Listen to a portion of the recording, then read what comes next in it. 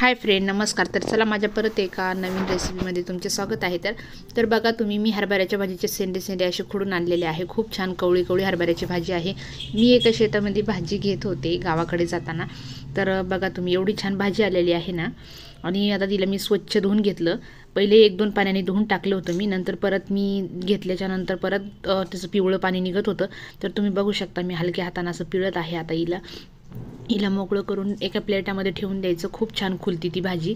आणि तोपर्यंत आपण ना अशी भाजी इकडं छानपैकी आपण धुवून ठेवलेली आहे. तोपर्यंत आपण याचं साहित्य काढून घेणार आहे भाजीला लागणारं.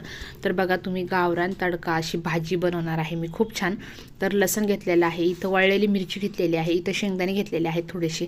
तर बघू शकता तुम्ही, हे मिक्सरला आपण काढून घेऊया अगोदर. आणि आता याला जाडसर थोडं मिक्सरला काढून घ्यायचं. आणि इथं मी कढई ठेवली होती. कढईमध्ये असं हातानं खोडून टाकलेलं लसण टाकलेलं होतं. आणि मग ते मिश्रण मी जे मिक्सरचं बनवून घेतलेलं होतं ते टाकून घेतलं यामध्ये.